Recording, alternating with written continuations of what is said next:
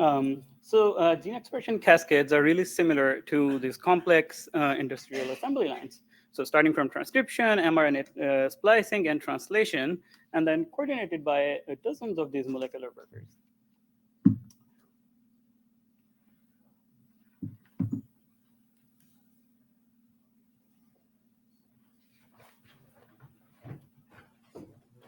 Arrows, maybe?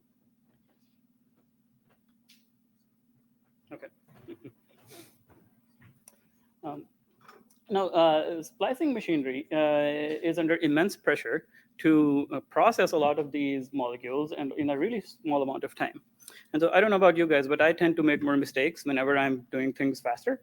And so that poses a really difficult problem for the splicing machinery, where it has to be really fast and also not make any mistakes while doing that. And so the sources of error in transcription and translation have been extensively studied. We used to think that mRNA splicing is not error prone. However, there is more and more evidence which suggests that that might not be the case. And it's really important to study the sources of error in mRNA splicing and how that contributes towards overall noise in gene expression, because that can teach us interesting insights about the strategies employed by the cell in trying to keep a check on this kind of noise. And so let's start by looking at canonical splicing. So here we have a gene which is expressed in K562 cells, and usage of its exons is shown by the coverage track on top. And then we also have these blue canonical junction reads, which are showing canonical splice sites and splice junctions. The 5' and 3' canonical splice sites consist of really strong sequence-specific motifs, which help in their usage and selection. Now, we can also predict splice sites computationally. And once we take out canonical sites from this, we are still left with these cryptic splice sites. And when we compare these predictions with cryptic junction reads from RNA-seq data, so we find that these predicted splice sites are used. But apart from that, there are also other sites which were not predicted, which we also see being used. And so when we lift the hood of the mRNA splicing, we see that we can identify a lot of interesting categories of cryptic splicing. And so that leads to the question that what can we learn about splicing mechanisms and accuracy by studying cryptic splicing? One of the reasons that extent of cryptic splicing has been underappreciated is because by the time we sample a population by using poly-A-enriched RNA-seq datasets, a lot of molecules containing cryptic sites are likely degraded. And so our lab and others in the field employ nascent RNA sequencing, which helps us capture newly transcribed RNA and let us identify and characterize molecules with cryptic splicing before the cell has had a chance to degrade them.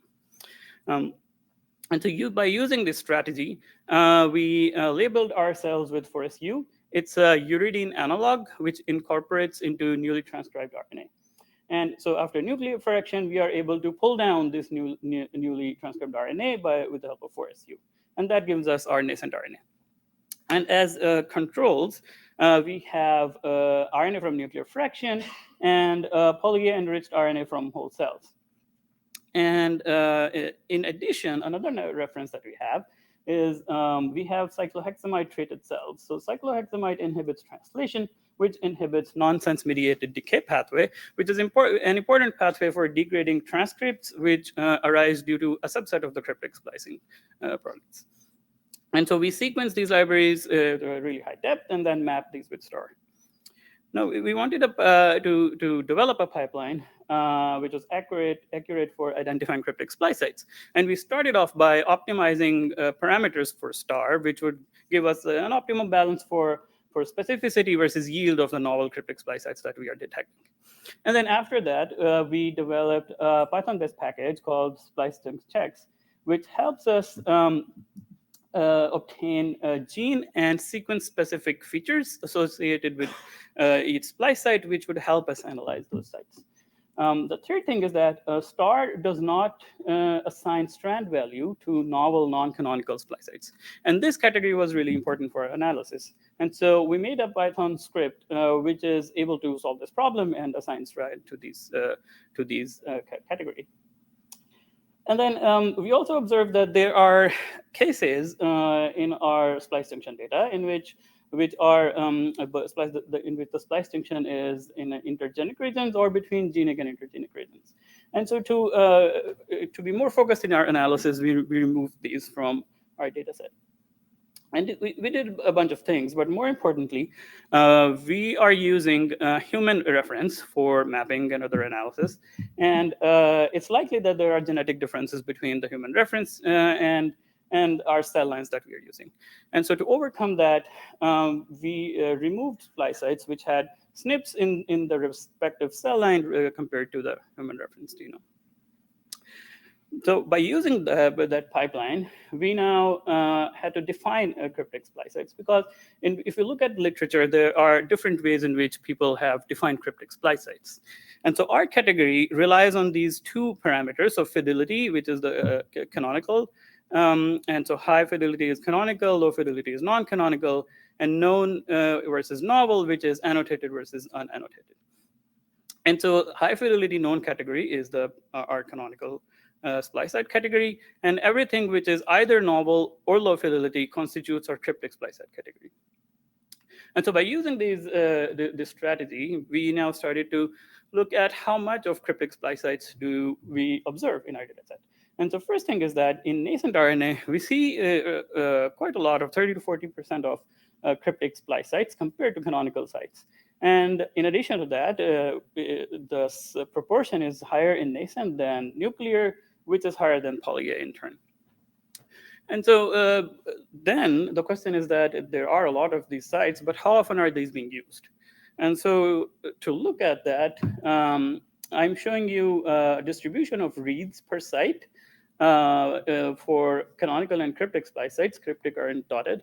And so we can see that for a lot of the cryptic splice sites, less than 10 reads are associated with them. So it suggests that cryptic splice sites are prevalent, but lowly expressed. That leads to the question that what's happening to the transcripts or molecules which have these splice sites. And to look at that, we then compared our nascent RNA and nuclear RNA dataset with cyclohexamide treated samples, which inhibits NMD. And so by inhibiting NMD, we do get a slightly higher proportion of cryptic splice sites, but it's still less than nascent and nuclear RNA, suggesting that there's likely another mechanism than NMD which might be creating them. And so to dig deeper into that, we then compared usage of cryptic splice sites on a per gene level between nascent and nuclear RNA. So, and we see that a lot of the genes which are used in, which have cryptic splicing happening in nascent RNA don't have that in nuclear RNA. So it suggests that there's likely these cryptic molecules may be undergoing nuclear degradation prior to being exported. So this leads to our next question. That what are the factors which affect the likelihood of cryptic splicing happening in terms of both the number of splice sites that we observe and the usage of those splice sites? And so we tested, we did this correlation with a bunch of things, but if you focus on feature length, so for example, exon length, intron length, and gene length, so we see that there's a positive correlation between amount of cryptic splicing with these feature lengths. And so it suggests that probability of cryptic splicing likely increases when there are more available sites. And so lastly, we wanted to see that we wanted to hone in on these low fidelity splice sites, which we find to be really interesting. And we wanted to see that what is the frequency of occurrence of these low fidelity splice sites with other low fidelity splice sites. So if this was completely random, we would have seen almost equal frequency being used. But after normalizing to the background and permutations, so we see that that's actually not the case. There are some dinucleotide pairs which are used more often than others. And all of these are excluding the canonical GTA, GG, CAG, and ATAC motifs. So it suggests that splicing noise may not be completely stochastic. So this leads me to my conclusions that I hope I have shown you that cryptic splicing is prevalent in human cells, and that transcripts with cryptic splice sites likely undergo nuclear degradation, and that noise in splice site usage may not be completely stochastic. And so finally, I'd like to thank my supervisor, Dr. Atma Pai, for giving me the opportunity to work on this project. Rest of the PyLab members, this project is an involved collaboration with Watts Lab at UMass Chan and funding sources. Thank you so much for your attention.